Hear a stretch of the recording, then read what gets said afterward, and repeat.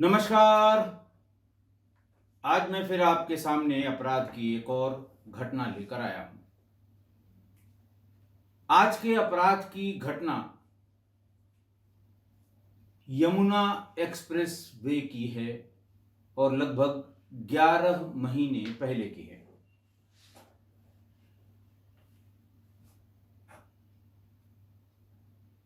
दो नवंबर 2021 को यमुना एक्सप्रेसवे जो दिल्ली से चलकर मथुरा तक आती है,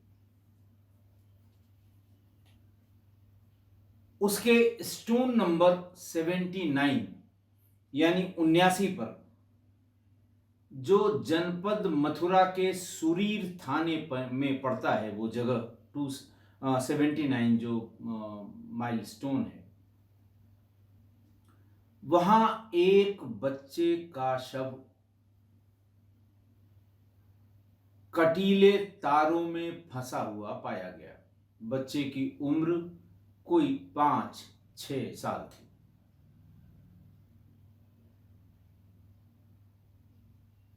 कटीले तारों का ऐसा कि अगर आप एक्सप्रेस वे पर जाएं, यमुना एक्सप्रेस वे पर या किसी एक्सप्रेस वे पर, तो मेन कैरिज वे के नीचे थोड़ी दूर पर कोई 50-100 फीट के आसपास कटीले तार लगे हुए हैं।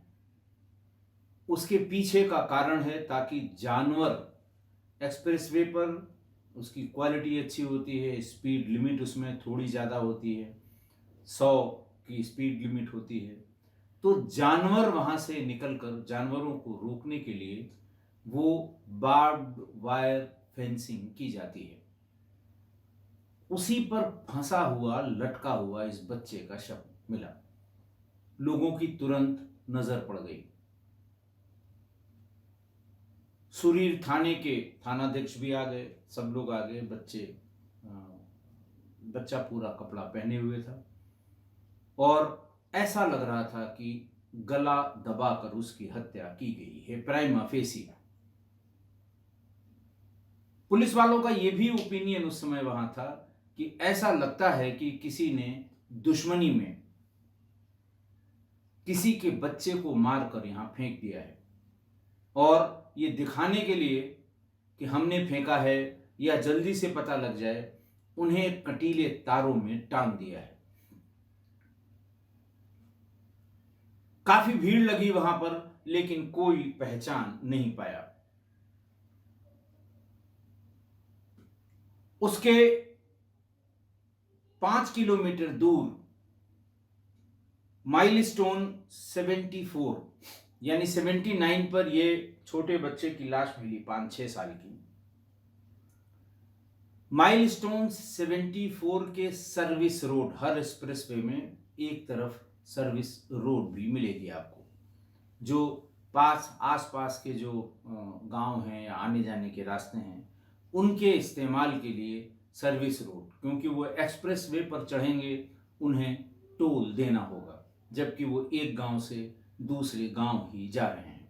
तो वो सर्विस रोड की व्यवस्था सभी एक्सप्रेस वेज पर की गई है। सर्विस रोड के किनारे माइलस्टोन 74 पर एक और बच्चे की लाश मिली। इसकी उम्र 8-9 साल थी, लेकिन यह थाना था नौझील, मथुरा का ही थाना है। 5 किलोमीटर में ही थाने की बाउंड्रीज बदल गई। अब की बार 112 नंबर पर किसी ने बताया, नौझील थाने की फोर्स आई, देखा उसको, उसका भी ऐसा लगता था कि स्ट्रेंगुलेशन यानी गला दबाकर उसकी हत्या की गई है।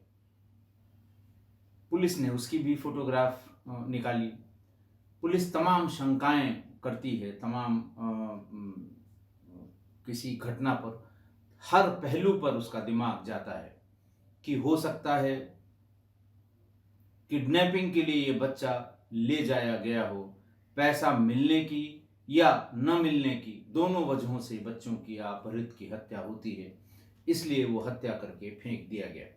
पुलिस इस लाइन पर सोचने लगी।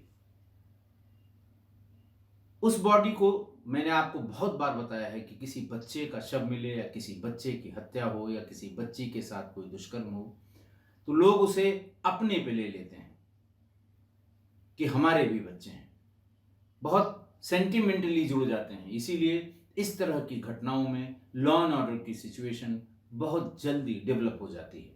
लोग इकट्ठा होते हैं, बच्चे को देखकर उन्हें अपने घर के बच्चे याद आने लगते हैं कि आज इसके साथ हुआ है, कल को हमारे बच्चे के साथ भी हो सकता है।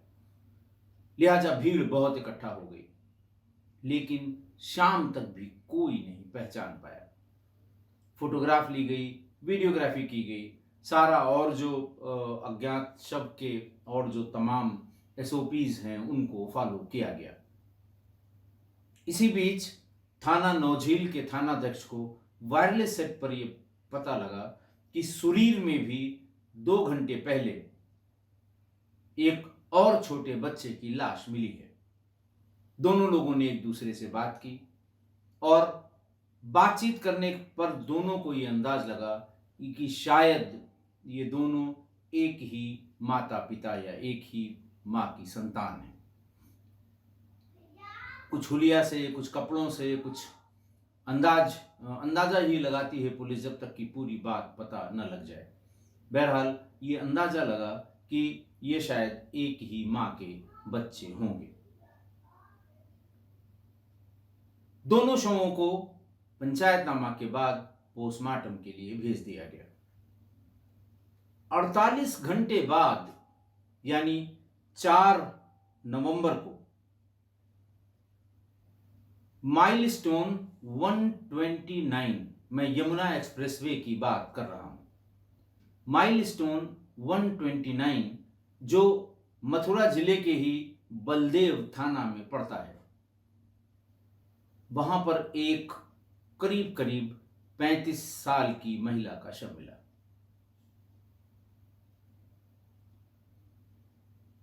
बलदेव थानाध्यक्ष पहुंचे, चारों तरफ लोगों को कहा गया कि आके देखो ये किसका मतलब कोई पहचान वाला तो नहीं है।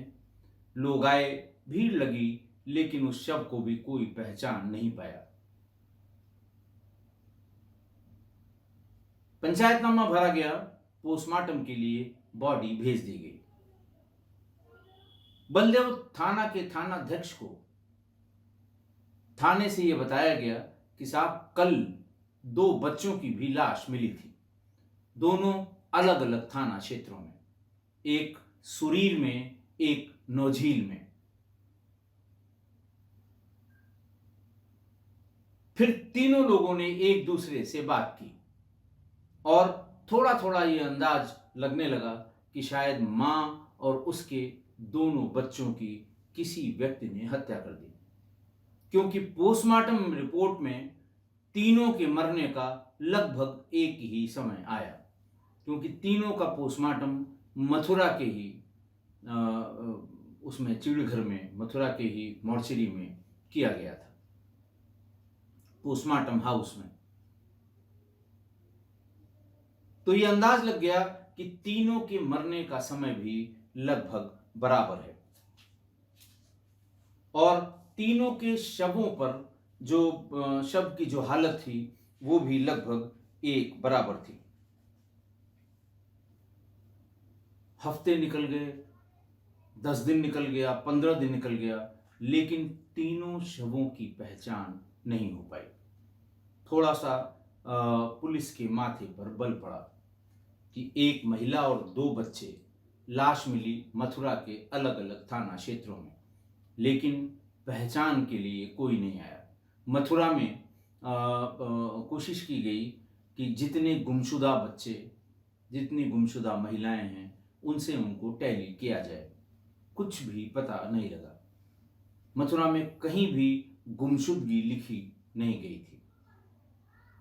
पहचान का संकट खड़ा हुआ। पुलिस ने फौरन पोस्टर छपवाए, सार्वजनिक स्थानों पर तीनों शवों के पोस्टर चस्पा किए गए। 2021 में जिन लोगों ने मथुरा के आसपास रेलवे स्टेशन और bus station, tempo stand, taxi stand पर पुलिस की तरफ से लगाए गए सार्वजनिक पोस्टर्स में ये 2 बच्चे और एक महिला के शव को देखा होगा। महीने दर महीने निकलते गए। सीनियर ऑफिसर्स जब रिव्यू करते हैं, दिक्कत इसमें यह थी कि ये तीनों अलग अलग थाना क्षेत्रों में थे। तीनों थाना क्षेत्रों में अलग अलग हत्या की एफआईआर लिखी गई थी। 2 तो क्षेत्राधिकारी माठ, सुरीर और नौझील उनके थाने थे, और क्षेत्राधिकारी यानी सीओ महावन का थाना था बलदेव। माठ के सर्किल ऑफिसर ने इन दोनों को क्लब करने के लिए कहा कि ऐसा लगता है कि दोनों एक ही माँ बाप की संतान है, एक ही तरह से हत्या हुई है, इसलिए इन दोनों मुकदमों को क्लब करके विवेचना की जाए। फिर एसएसपी ने कहा कि अब ये प्रतीत होता है कि ये तीनों ही एक ही इंसिडेंट से रिलेटेड है। मृत्यु का टाइम एक ही है। इन तीनों को क्लब करके और इसकी क्राइम ब्रांच को जांच दी जाए। तब तक 6 महीने निकल गए थे। कहीं से कोई सूचना नहीं मिल रही थी कि कहीं इनकी गुमशुदगी लिखी हुई हो, कहीं कोई और बात लिखी हुई हो, कहीं से कोई बात पता नहीं लग रही थी। क्राइम ब्रांच ने शुरू किया कि साहब एनसीआरबी यानी नेशनल क्राइम रिकॉर्ड ब्यूरो और स्टेट क्राइम रिकॉर्ड ब्यूरो पर जो जिपनेट एक सॉफ्टवेयर है, जिपनेट पर जो गुमशुदा लोग होते हैं उनकी फोटो और उनकी डिटेल अपलोड की जाती है पूरे देश में। ये माना गया कि यमुना एक्सप्रेसवे चूंकि दिल्ली से लेकर मथुरा तक है, उत्तर प्रदेश से भी जो लखनऊ आगरा एक्सप्रेसवे आती है वो अलीगढ़ के पास या आगरा के पास शायद यमुना एक्सप्रेसवे पर मिलती है। तो हो सकता है इन तीनों को कहीं बाहर से लाकर यहाँ मारा गया हो या कहीं दूसरे स्टेट में मार के यहाँ फेंका गया हो। इसलिए जिपनेट पर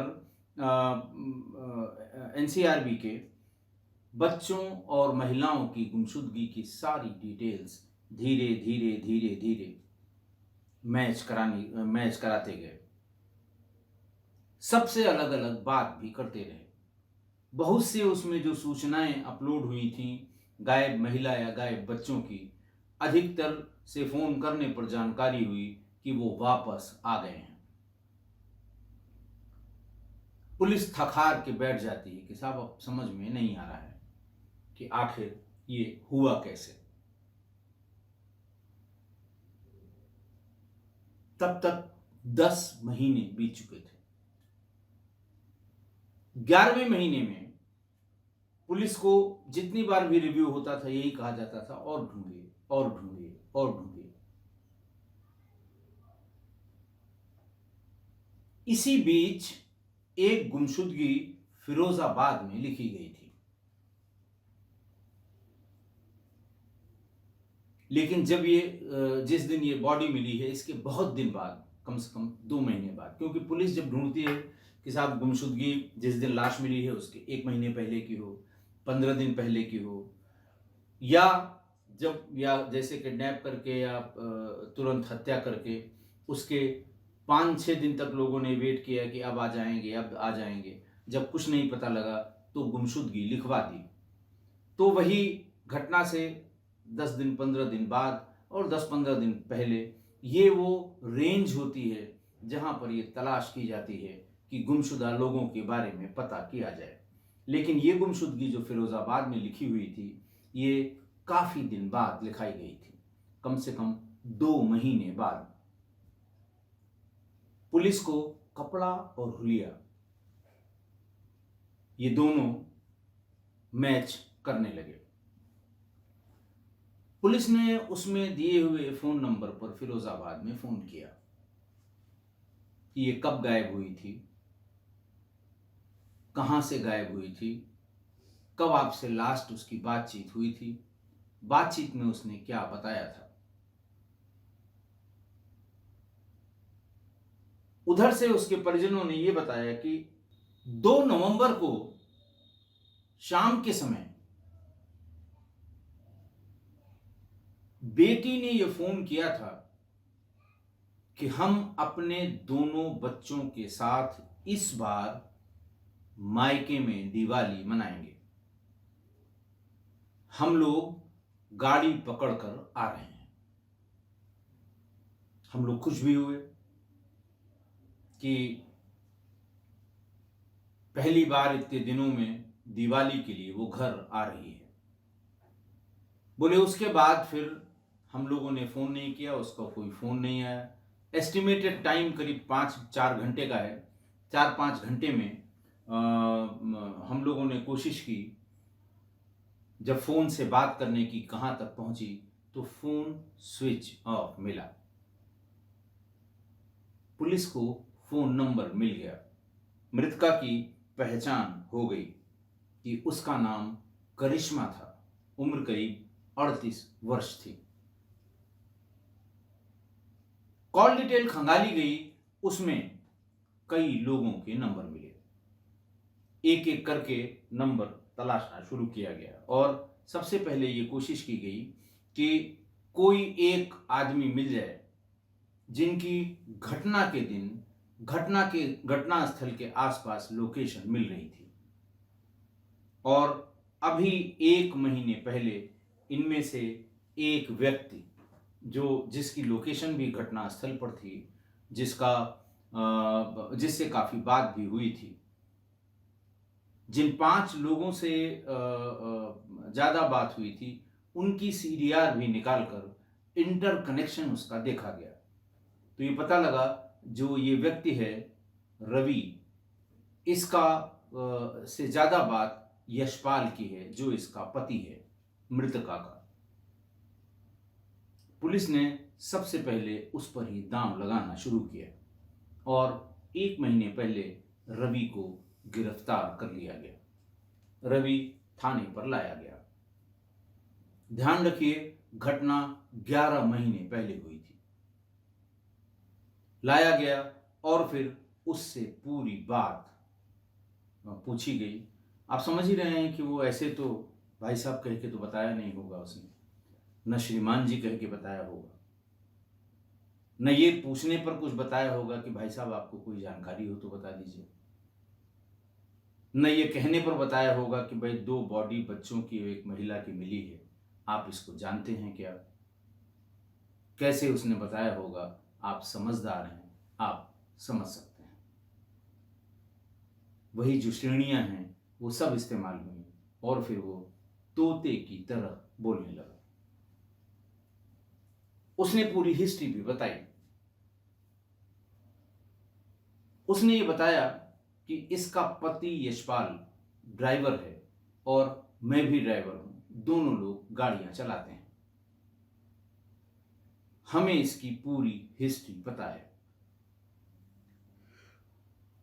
यह बताया गया कि करिश्मा की शादी 12 साल पहले औरैया के रहने वाले विक्की से हुई थी, लेकिन शादी के करीब 1.5 साल बाद ही एक दर्दनाक एक्सीडेंट में विक्की की मौत हो गई। उस समय तक उसे एक बेटा दिव्यांश पैदा हो गया था।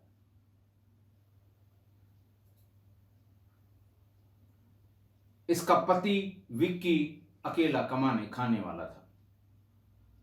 घर में करिश्मा और उसके बच्चे की जरूरतें पूरी करने के लिए कोई और साधन नहीं था। लेकिन घर में विक्की का छोटा भाई उपेंद्र, जो सिक्योरिटी गार्ड का काम करता था, वो मौजूद था। लोगों ने भी कहा कि बच्चे का पालन पोषण करना है, इसको कल को पढ़ने जाना होगा, इसके कपड़ों की और खाने की बाकी सारी ज़रूरतें पूरी करनी होंगी। बेहतर यह है कि उपेंद्र से करिश्मा की शादी करा दी जाए। करिश्मा फौरन इसके लिए राजी हो गई, उपेंद्र भी राजी हो गया, दोनों की शादी हो गई। ये घटना जब विक्की की मृत्यु हुई थी, उसके लगभग 1.5 साल बाद उसकी मृत्यु हो गई शादी के, और लगभग साल भर बाद उपेंद्र से करिश्मा की शादी हो गई। उपेंद्र सिक्योरिटी गार्ड था और कभी रात की शिफ्ट और कभी दिन की शिफ्ट में वो अपना काम का अपनी नौकरी करता था। और इसी बीच में उपेंद्र से भी करिश्मा के एक बेटा हो गया जिसका नाम था सूर्यांश। पहले का नाम दिव्यांश जो बड़ा था, 7-8 साल का रहा होगा, और दूसरा दिव्यांश जो 5-6 साल का रहा होगा। उपेंद्र शराब पीने का आदी था। जब भी वो ड्यूटी से आता था छक्कर शराब पीता था। लेकिन करिश्मा अपने दोनों बच्चों की परवरिश में कोई कमी नहीं रखती थी। उपेंद्र से कैसे भी करके बच्चों के लिए उनकी ज़रूरतें पूरी करने के लिए पैसे का इंतज़ाम कर लेती थी। लेकिन उसकी शराब पीने की आदत के कारण दोनों में तमाम बकझक हुआ करती थी, बहस हुआ करती थी। इसी बीच करिश्मा ने ये नोटिस किया कि उपेंद्र न बच्चों का ख्याल रखता है न मेरा ख्याल रखता है। उसने पता करना शुरू किया।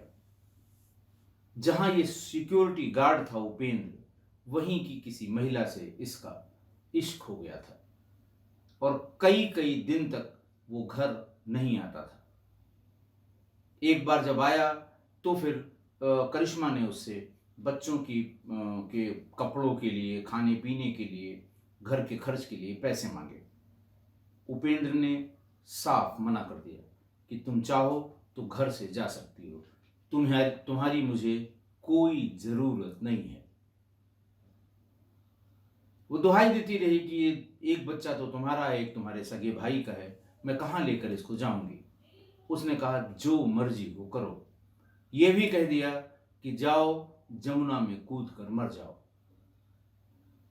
दुखी हुई और वो इस इंतज़ार में कि कभी न कभी उसका भला होगा, कोई न कोई उसके परिवार वालों से संपर्क किया, मायके वालों से संपर्क किया, ससुराल में जो लोग और थे, सास ससुर थे, उनसे संपर्क किया, लेकिन कोई भी इस स्थिति में नहीं था कि उनको उसका खर्चा पूरा कर सके। जो भी छोटा मोटा खर्चा था वो पूरा करिश्मा के हिसाब से नहीं कर पा रहा था। धीरे धीरे वो अपने पति उपेंद्र के दोस्त जो ड्राइवर था यशपाल, उसके संपर्क में आ गई। यशपाल ने प्रस्ताव किया कि मैं तुमसे शादी करना चाहता हूं। आप समझ ही गए होंगे कि क्यों प्रस्ताव किया होगा। करिश्मा को भी ऐसा लगा कि हम दर दर भटक रहे हैं बच्चों की परवरिश के लिए, पैसे के लिए। यह आदमी है, कम से कम उपेंद्र के बराबर उसको पैसा भी मिलता होगा तो बच्चों की परवरिश कर लेगा। लिहाजा दोनों ने शादी कर ली।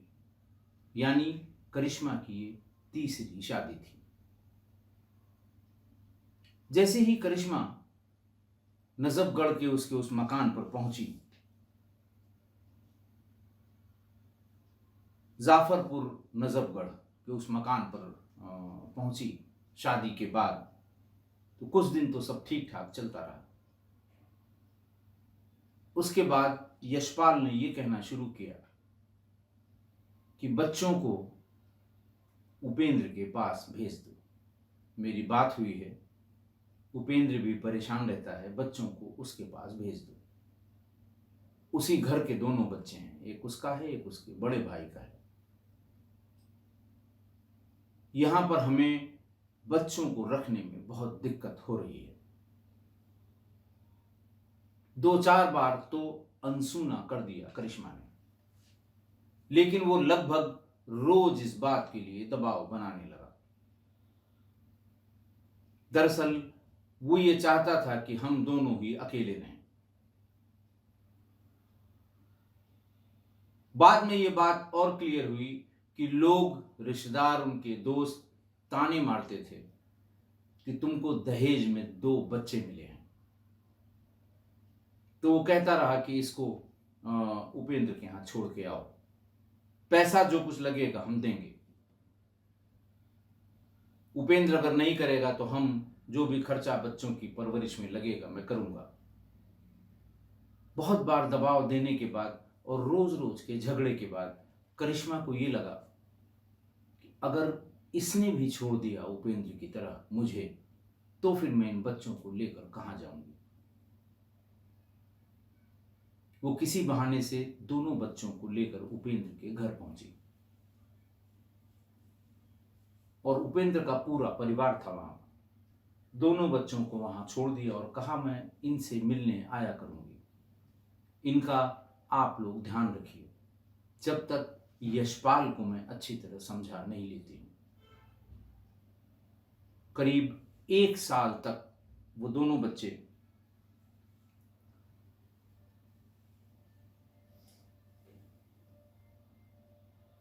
उपेंद्र के पास रहे। 10 बार उनसे मिलने करिश्मा गई थी। करिश्मा ये थाना एका है फिरोजाबाद में, वहां के कर्णपुर गांव की रहने वाली थी। परिवार से भी संपर्क करके, अपने मायके से भी संपर्क करके सबको समझाती रही कुछ दिन में ठीक हो जाएगा। लेकिन उपेंद्र का रवैया दोनों बच्चों के प्रति बहुत अच्छा नहीं था। मैंने आपको बताया कि उसका दिल कहीं और लग गया था, इसलिए उसे भी ये दोनों, जैसे वो कहते हैं कि खटक ही रहे थे उसकी निगाहों में। बार बार जब जाती थी तो बच्चों के लिए यशपाल से ही पैसा लेकर उनके लिए कपड़े, हर तीज त्योहार पे जाती थी, उनके लिए कपड़े, उनके लिए टॉफी, उनके लिए खाने का सामान, उनके लिए नए जूते, जो भी फरमाइश बच्चे करते थे उसे लेकर मिलने जाया करती थी। लेकिन अंतिम बार जब वो गई तो वापस आते समय दोनों बच्चे उससे लिपट गए। 8 साल का सूर्यांश और 6 साल का दिव्यांश, 8 साल का दिव्यांश और 6 साल का सूर्यांश लिपट गए, रोने लगे कि हमको यहां पर पापा, पापा वो उपेंद्र के लिए कह रहे थे, ना हमें टॉफी देते हैं, ना चॉकलेट देते हैं, ना खाने का सामान देते हैं जो हम मांगते हैं। हम तुम्हारे साथ चलेंगे, हम यहां नहीं रुकेंगे। पहले तो ना नुकर की करिश्मा ने, लेकिन फिर वही है, मां की ममता है, उन दोनों को साथ लेकर फिर वो पहुंच गई यशपाल के घर जाफरपुर। 2-4 दिन बाद यशपाल फिर नाराज होने लगा। क्यों ले आई, मैंने मना किया था, क्या दिक्कत थी वहां पर, बताती मैं उपेंद्र से बात कर लेता। उसने कहा सब मैंने करके देख लिया, न बच्चे मेरे बिना रह पाएंगे, न मैं बिना बच्चों के रह पाऊंगी। फिर उसने जिद किया कि नहीं, तुम जाके छोड़ के आओ, मैं उपेंद्र से बात करता हूं, कितने पैसों की उसकी जरूरत है, हर महीने में दे दूंगा। इस बार करिश्मा ने साफ मना कर दिया कि वो यहीं रहेंगे, मेरे साथ रहेंगे और तुमको इनकी परवरिश भी करनी पड़ेगी। जब यशपाल को लगा कि अब ये किसी कीमत पर नहीं जाएगी, बच्चों को लेकर नहीं जाएगी, तब उसके दिमाग में, जिसे कहते हैं गंदगी या अपराध बोध, आना शुरू हुआ कि ये ऐसे नहीं मानेगी और ये लोग हमें ताने देते रहेंगे, वही 4 लोग। ये बच्चे किसके हैं, शादी तो तुम्हारी अभी 2 साल पहले हुई है, ये 8 साल का बच्चा है, दहेज में लाए थे। ये किसके हैं, बाप का तो पता होगा नहीं, तुम्हारे यहां तो तीसरे घर आई है वो। ये सब जो वो 4 लोग होते हैं उनका कोई काम नहीं है, पता लगाते रहते हैं और इसी तरह टोका टाकी करते रहते हैं। इस चीज से यशपाल बहुत व्यथित होता था। उसके कलेजे में जैसे बिल्कुल तीर जैसी ये बातें लगती थी। और जब उसे लग गया कि अब ये नहीं मानेगी और बच्चों को यहीं रखेगी, तो उसने प्लान बनाया। दिवाली आने वाली थी। उसको करिश्मा की कमजोरी का पता था कि बच्चों के लिए ये अच्छा कपड़ा भी खरीदेगी और जो कुछ भी बच्चों को चाहिए, ढेर सारी टॉफी, चॉकलेट, मिठाई, दिवाली का सामान सब लेगी, पटाखे लेगी। तो उसने प्लान बनाया और ये कहा कि मैं ये चाहता हूं कि तुम बच्चों को लेकर दिवाली इस बार अपने घर फिरोजाबाद में मनाओ। फिरोजाबाद के करणपुर में, थाना एका में। ये पूछने पर कि क्यों, हम वहां क्यों जाएं, यहां क्यों नहीं मनाएंगे, तो उसने बहाना बताया। उसने कहा मालिक के दो बहुत ज़रूरी असाइनमेंट हैं और हमें दिवाली से पहले पहले वो बेंगलोर में डिलीवर करना है। तो हम 3 दिन पहले जाएंगे और 3 दिन बाद आएंगे। इसलिए मैं कह रहा हूं कि तुम बच्चों को लेकर फिरोजाबाद चली जाओ। वो भी फौरन मान गई।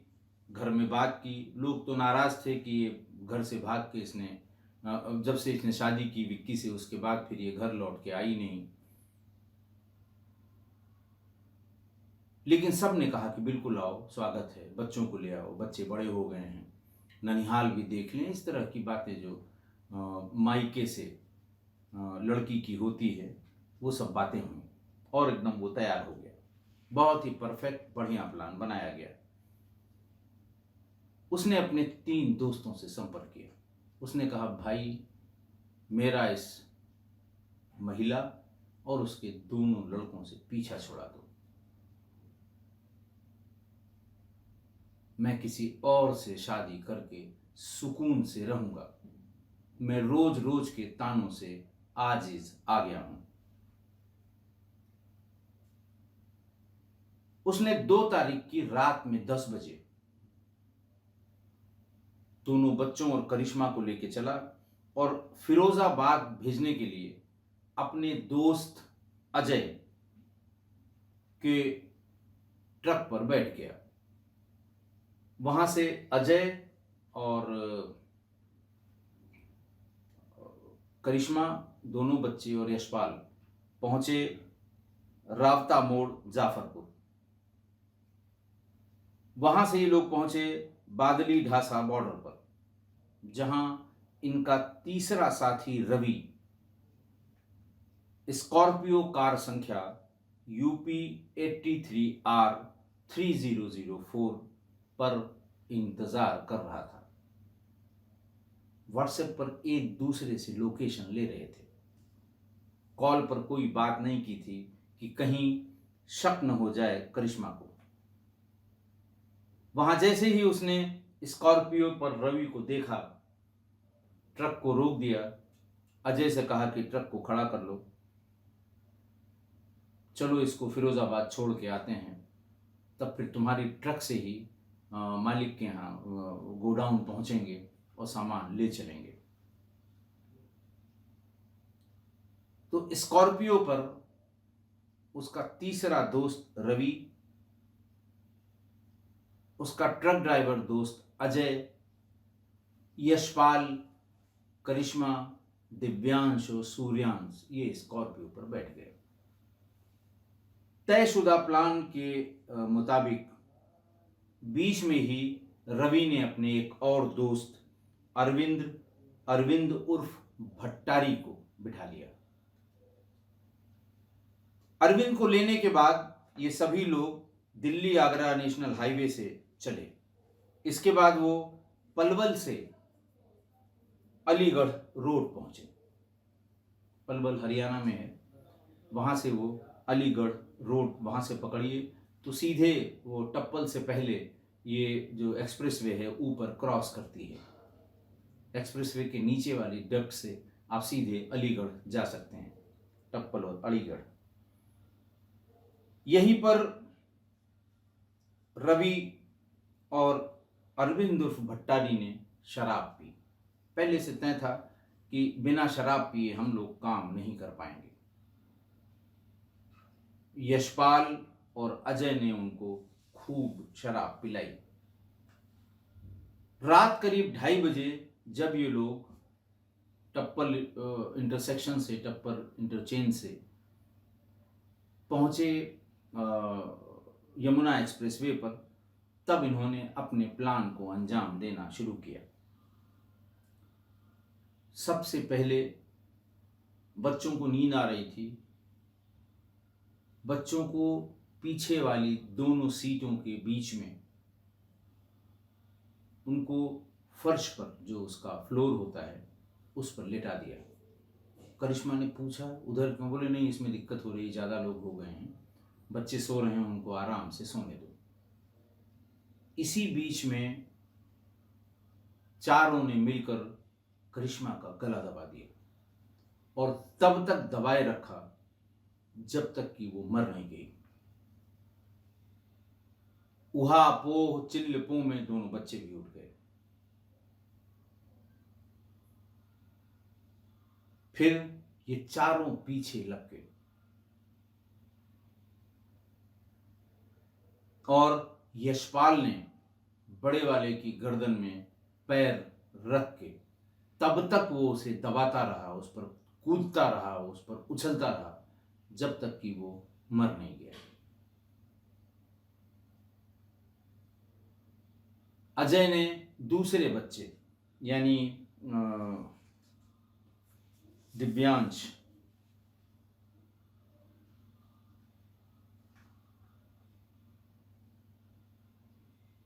की गर्दन पे उसी तरह पैर रखकर उसे मार दिया। अब 3 डेड बॉडी स्कॉर्पियो पर मौजूद थी। सबसे पहले इन्होंने दिव्यांश को फेंका, जो नौझील थाने में गिरा, थाना क्षेत्र में। मैंने आपको माइलेज भी बताया था, उसका माइलस्टोन नंबर। उसके 10 मिनट बाद सूर्यांश के शव को चलती गाड़ी से फेंका, जो सुरीर थाना क्षेत्र में गिरा। यहां से करीब आधे घंटे तक आगरा की तरफ चलने पर इन्होंने करिश्मा के कपड़े फाड़कर उसके शव को फेंक दिया। करिश्मा का शव मथुरा के बलदेव थाना क्षेत्र में फेंका गया, जहां से पुलिस ने इसे बरामद किया। आज की घटना में मां और बच्चों की हत्या की वजह मां की ममता थी, कोई दूसरा कारण नहीं था। अगर महिला को बच्चों से लगाव हो और प्यार हो तो वो बच्चों के लिए कुछ भी कर सकती है। 95% प्रकरणों में मां के ममत्व को कभी चैलेंज ही नहीं किया जा सका। ऐसे प्रकरण जो इस तरह मां और बच्चों के बीच के हैं, जो मेरे सेवा के दरमियान मेरे सामने आए थे, सिर्फ 5% ऐसी घटनाएं हुई हैं जिसमें माता को आप कुमाता कह सकते हैं और जिन्हें अपने बच्चों से कोई लगाव या प्रेम नहीं था। कारण इसके बहुत से होंगे, पर मां की ममता पर प्रश्न चिन्ह नहीं लगे हैं कभी भी। अभी 624 में मैंने एक अपराध का जिक्र किया था, जिसमें बड़े बेटे ने मां की हत्या की थी अपने 2 भाइयों को जेल से छुड़ाने के लिए। रिकॉर्ड्स के मुताबिक जब उसने कुंडी सुबह 4 बजे खड़खड़ाई थी, मां उठी, अकेली थी कमरे में, दरवाजा खोला और पूछा कि अरे इतनी रात कहाँ से तुम आ गए, कहाँ रुके थे, सब ठीक तो है? क्योंकि वो भी अपना प्लान बना के आया था, उसने पहला वार मां के सिर पे किया। मां ने प्रतिरोध नहीं किया, कोई चिल्लाई नहीं, बस अपने बेटे से लिपट गई और शायद यही कहा होगा, मेरा बेटा कहा होगा। जोर से अपने सीने से लगाया कि लगता है गुस्से में है, अभी इसे सीने से चिपका लूंगी, गुस्सा ठंडा हो जाएगा। लेकिन वो तब तक उसे बांके से मारता रहा जब तक कि वो मर नहीं गई। ये है माँ की ममता। ये जान के कि मुझे मारने के लिए उसने बांका उठाया है, कोई विरोध नहीं किया। उसे अपनी ममता पर इतना यकीन था कि मैं भी सीने से लगाऊंगी, ये कुछ नहीं करेगा। 624 एपिसोड था, आप एक बार चाहें तो सुनिएगा। यही ममता यहां करिश्मा की थी। पहले पति की असामयिक मृत्यु हो गई, पहला बेटा दिव्यांश पैदा हो चुका था। बेटे की परवरिश के लिए ये सोचकर अपने देवर उपेंद्र का प्रस्ताव शादी का स्वीकार कर लिया कि कम से कम मेरे बच्चे की ठीक ढंग से परवरिश होगी और ये पढ़ाई लिखाई में हम उसकी मदद कर पाएंगे। उपेंद्र से भी एक बेटा हो गया, सूर्यांश। लेकिन उपेंद्र ने अपनी तमाम दूसरी इच्छाओं के कारण करिश्मा को छोड़ दिया। अब उसके पास 2 बच्चों की परवरिश का संकट था। भविष्य की चिंता उसको सता रही थी। उसने परवरिश का जब तक वो इंतज़ाम कर पाती, उसने यशपाल के शादी के प्रस्ताव को हाँ कर दी। हालांकि यशपाल तो सिर्फ मौज मस्ती के लिए करिश्मा से शादी करना चाह रहा था, इसीलिए दोनों बच्चे उसको खटक रहे थे और वो बच्चों को छोड़ने को कतई तैयार नहीं थी। फिर उसने ये सोचा कि इसी जिद की वजह से उपेंद्र की तरह अगर यशपाल ने भी छोड़ दिया तब मेरे बच्चों का क्या होगा।